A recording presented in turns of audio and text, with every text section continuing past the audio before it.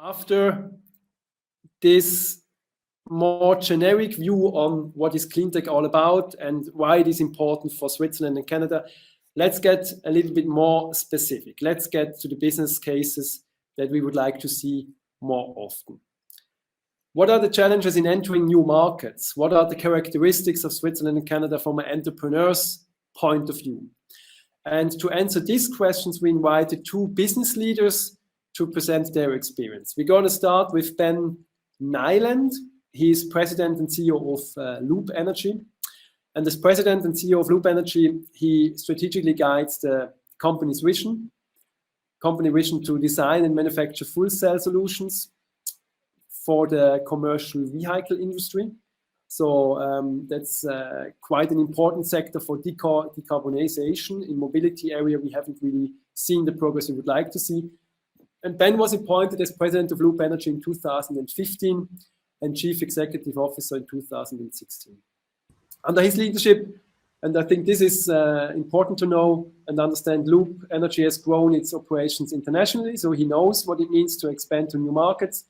And he also guided Loop through the IPO process in 2021, raising around $100 million on the Toronto Stock Exchange, which is really, really impressive.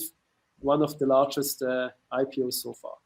I would like to end the introduction with a statement of Ben on the question why he joined Loop Energy. He said in an interview, "Once I retire, I want to look back and see a meaningful impact by the work that I have done. That's why I turned my attention to clean energy and joined Loop when it was still a science project." It's a really impressive story from a science project to an IPO. Ben, we are very much looking forward to your thoughts and your experiences. Fabian, thank you for that introduction. If I could just have someone confirm that I can be heard. It looks like I'm still muted on my screen, but that means I can be heard. Excellent. Thank you very much, Fabian, for that great introduction. Just a quick point of clarification. Our IPO was actually raised 100 million Canadian. 100 million US would have been exceptionally impressive as well. Just as a public company, I like to make sure that we have all of the accuracy. Thank you for the opportunity to present here today. I really appreciate it. Loop has very much been working on becoming a contributor to the European clean tech market over the last 2 years.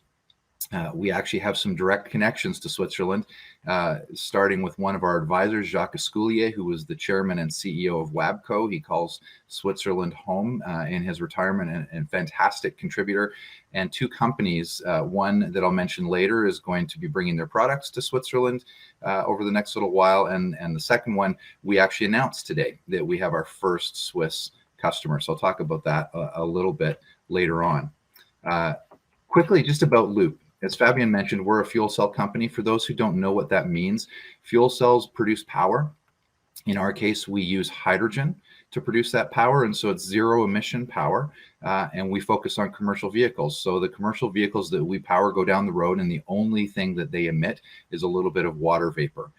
So this is a really good benefit of having fuel cells on board, and the reason that we focus on commercial vehicles is because they're very well suited to the commercial vehicle market. Whereas batteries can be more difficult. While batteries are great for some vehicles, as vehicles get larger and have more cargo requirements and have to go longer distances, the amount of batteries can become quite heavy and the recharging times can become too long.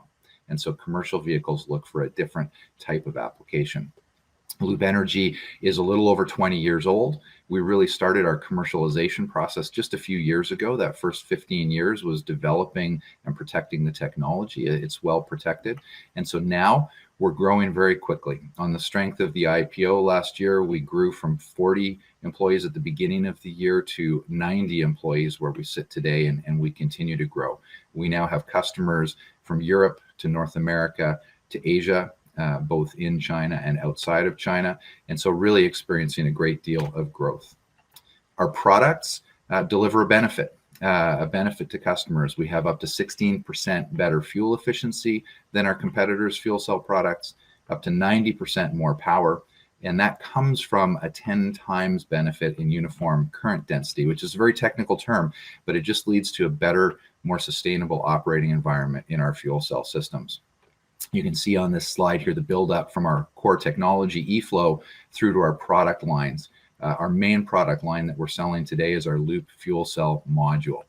That is what we put into the vehicles and in different applications to provide the zero emissions power. We have a growing footprint in Europe, key customers developing from the UK to Slovakia. We have sales and service based out of Italy, and a growing footprint, which, as I mentioned, includes Switzerland. We're adding customer service throughout Europe over the next year, and we'll actually be establishing our first physical location. Europe has become probably the most important main market for us. Before COVID, China was really the fastest growing fuel cell market, but during COVID, the European Union really realized how important zero emissions is, and now the initiatives we're seeing are causing this market to grow extremely rapidly. So what's bringing us to Europe? Hydrogen is the solution to meet the emissions targets governments have. That's just the reality. And as a result, the vehicle sectors, both bus and truck, are starting to transition to fuel cells. There are quite good battery electric designs, but fuel cells are really going to be a requirement for those markets to scale. And our benefits are being recognized by the OEMs building these vehicles, and a lot of opportunities to power applications. I mentioned one of the companies that'll be bringing their products to Switzerland. You can see this bus pictured on the right-hand side is from a company in Slovakia called Mobility and Innovation. We just announced on Tuesday that they've successfully certified a minibus that uses Loop's 30 kilowatt fuel cell system.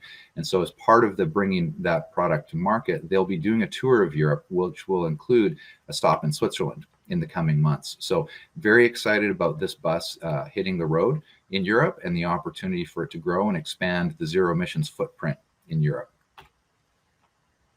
The challenges of hydrogen adoption in Europe, I think, are clear for those who are watching. We need to scale hydrogen production. There's a shortage of hydrogen infrastructure, and we need more hydrogen in place. The great news is in the commercial vehicle market, hydrogen infrastructure can be captive for fleets, and so it allows a more rapid scale up of that market. We're establishing regional partnerships right now to help make that happen. We want to be part of the solution. So as market trends go, we're seeing a lot of growth in the European market interest in hydrogen. There's a significant amount of financing flowing into the production and distribution of hydrogen, which is key. Our focus over the next years is to establish key partnerships with companies in Europe, and we're doing that. Companies like Mobility and Innovation out of Slovakia, and like the one I'll talk about in a moment with Switzerland. We're launching a new product, our 120 kilowatt product, which expands our product line and allows us to power larger vehicles over longer distances so that we can really cover off 90 to 95% of the commercial vehicle market. And we increase the number of customers in our customer adoption cycle. We'll see more and more companies deploying zero emission vehicles, and that's good for everybody. I mentioned that we have a customer, our first customer in Switzerland. We just announced this morning by press release, Innotest AG develops and manufactures stationary power systems for homes. This is actually a new market for Loop.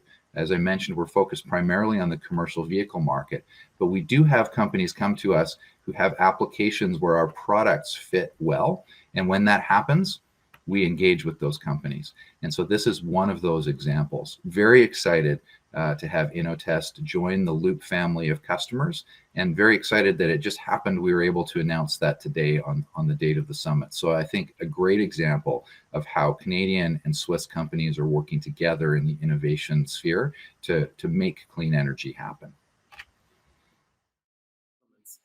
So I would like now to come to the stage Ben, Mike and Peter, so we can discuss a little bit more what it means to expand to new markets. So I think we have together here now a lot of expertise, and I would like to start with a question to Ben. Ben, you explained to us the strategic importance of Europe as a market, that it became even more important than China. What role does Switzerland play in that strategy? You mentioned first customers and things like this, but what is your impression of the Swiss cleantech sector, of the Swiss market, maybe also what you have heard today? How do you evaluate Switzerland as a market for you and other entrepreneurs? So I think I would answer that two different ways. So obviously, Switzerland, from our perspective, is a very progressive market, especially as it relates to fuel cells and zero emission commercial vehicles. Switzerland entered into a relationship with Hyundai a few years ago to put heavy duty fuel cell vehicles on the road as a priority. By far the largest project outside of China with fuel cell vehicles. And I think really an indication of Switzerland's commitment to being a leader in the space. I mentioned that Mobility and Innovation is doing a European tour. It only has 4 stops officially, and one of those is Switzerland. There are obviously a lot of opportunities to make stops across Europe. There are a lot of countries, a lot of locations. And I think it's very telling that a company like Mobility and Innovation that's rolling out their first fuel cell vehicle is going to Switzerland as one of the 4 stops as they go. And we see as well with our relationship with Innotest that is new and budding, a new market developing. So I think Switzerland's a real leader in the space, which is fantastic. It's obviously not one of the biggest markets in Europe. So as the markets develop and that sort of thing, there will be larger markets, but it's a very important relationship for Loop to have as we move into Europe, because we do see Switzerland being very progressive in terms of their implementation and wanting to be a leader in deployments.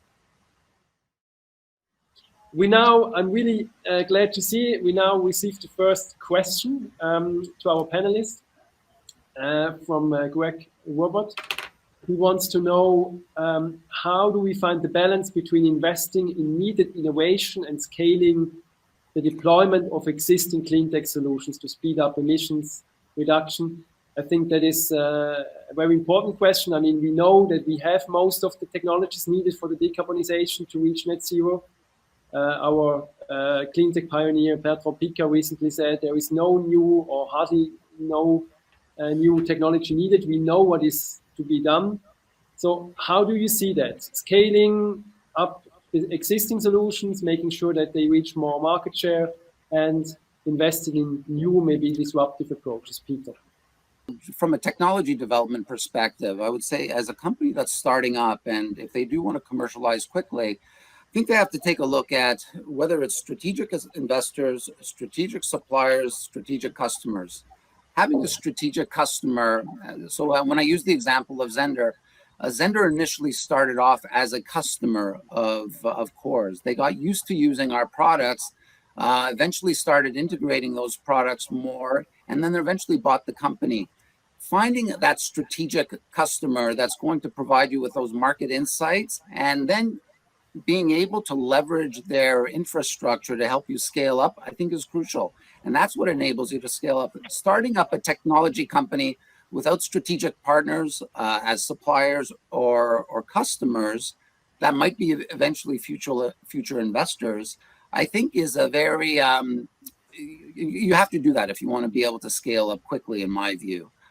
So those are some of the important elements that I would consider. Finding a strategic customer, finding strategic partners, finding a strategic suppliers. Those are some key enablers from my perspective. Okay, finding the right customers. Ben, your view on scaling up existing solutions and developing new approaches? Yeah, so the quick answer is we're going to need both, right? So the existing approaches can definitely solve quite a few of the issues, and moving those forward, we're going to continue to need innovation. There are always going to be ways to improve existing technologies, bring new technologies along. But maybe I'll just speak to how we see the scaling up happening in the markets that we're going after. We operate in the commercial vehicle space. The end customer are fleet operators. Fleet operators want to buy vehicles and know what those costs of the vehicles are going to be over the lifetime. And we're getting to the point where they can understand that.